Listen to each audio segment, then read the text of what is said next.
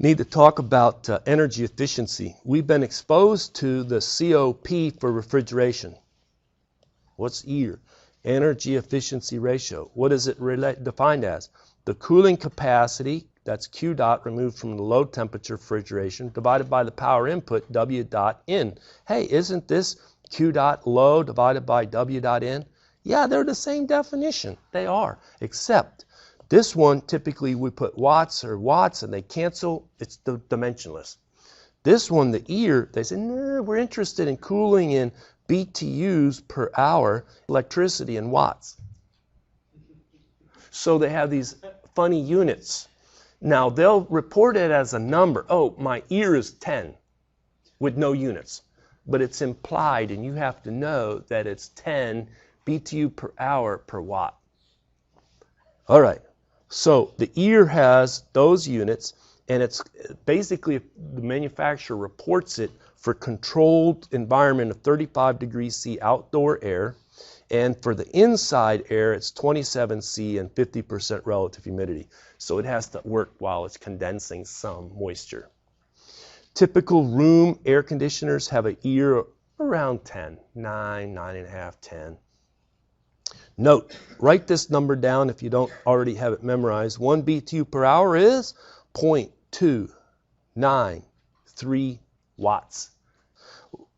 If you ever purchased appliances, maybe you've seen these tags. This is an energy guide. The U.S. government, has a form for this tag and encourages or requires manufacturers to put it on their devices to help the consumer make wise purchase decisions. So this is all about the manufacturer, model number, rating. Over here, oh, it's for a room conditioner with reverse cycle and with louvered sides. Here is a visual of comparative costs, estimated yearly operating cost. If you buy this unit, about $98 compared to if you bought a different unit, it could be down here. So it looks like it's a little bit on the high side.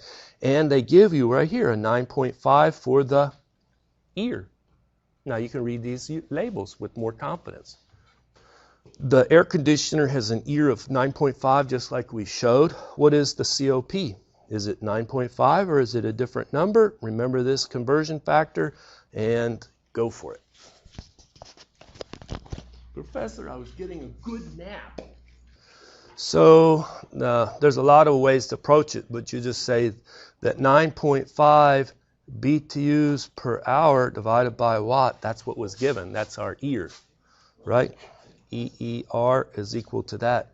And if I multiply this by, 1 BTU per hour is equivalent to 0.293 watts, then I just multiplied by a unit conversion factor, and BTUs per hour, watts, or you can think of this as 9.5 times 0.293 is watts per watts, which is COP,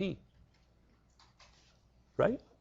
So when we do that, we find that it's around 2.8.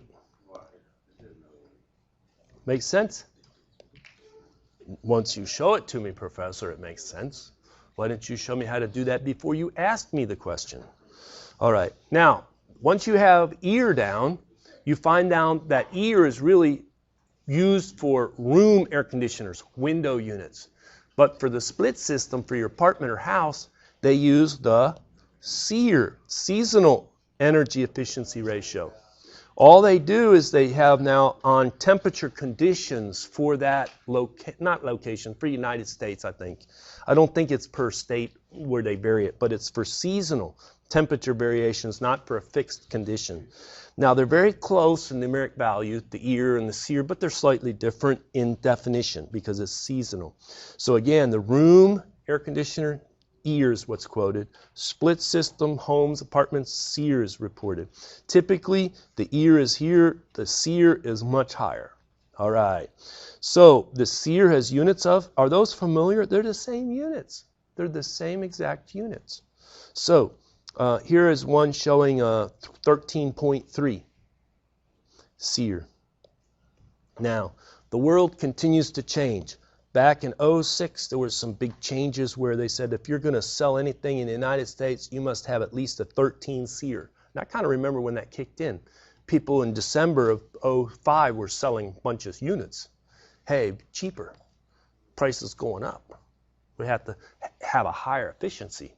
I remember when my dad bought a brand new unit for the house we were living in when I was a kid, and he paid extra to get a 10 SEER high efficiency unit. Really good. Today you can't even get a 10 SEER. It's so poor, right? It's so poor in efficiency. Anyway, over the years, in 2015, they bumped it up such that the southeastern region of the United States must sell only 14 SEER or better. And the world continues to change. So what's southeastern region? Alabama, Arkansas, Delaware, Florida, Georgia, Hawaii. Hey, let's show this graphically. Here, 14 SEER if you live in there. They legally cannot sell and install something less than 14 SEER.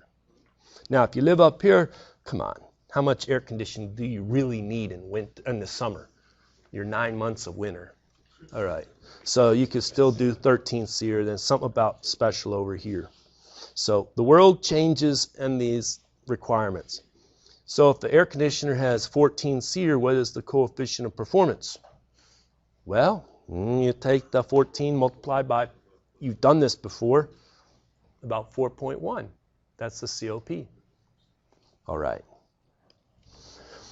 You should be able to do this. I wish I had more time, but this is the type of question you got. Somebody will say, hey, you studied all this. Oh, yeah. SEER. Oh, yeah, I learned all about SEER.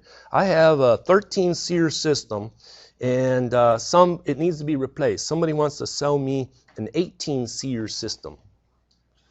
If I go with the 18 SEER system, the higher efficiency, how much money am I going to save on my electric bill? That's not a trivial question to answer, but you have all the tools and should be able to answer it with a number of assumptions.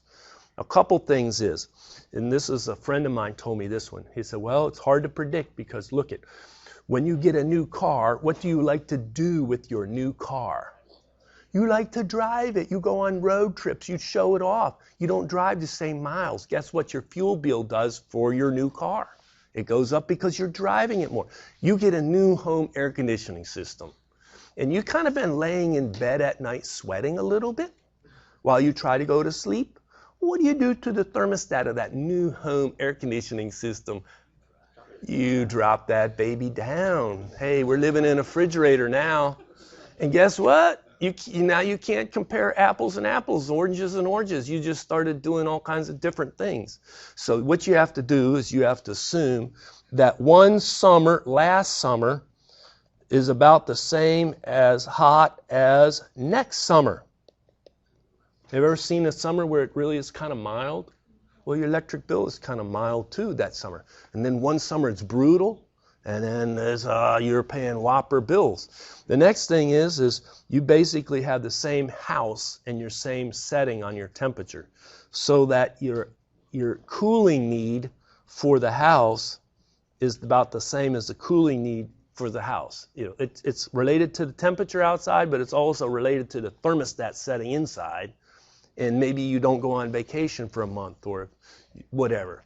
So here it is. So if somebody said, this is how I calculate the cost to purchase the electricity in 1 year to cool, only for the amount of electricity, not to do the laundry, not to run the pool pump, not the electricity to run the TV and different things. It's just to provide cooling, air conditioning. You would say, how much cooling do I need for the whole year? What is the rate of electric consumption per cooling needed? And then what is my cost per the amount of electricity that I need? Okay, so basically this is my 1 over the SEER. That's what they're telling me right here. The cooling per electric cost. Okay, that ratio is here. When you invert this, that's the SEER. Okay, or just do the inverse of the SEER. All right, now the second year, the same thing. We want the same amount of cooling. That's going to be an assumption. The amount of electricity cost, electricity doesn't change. All you're changing is the efficiency of the system. So what you do is you say, well, the cost from the new year, the next year, will be the cost from the previous year, $3,000, times the ratio of the old SEER divided by the new SEER. It should cost, there's an estimate.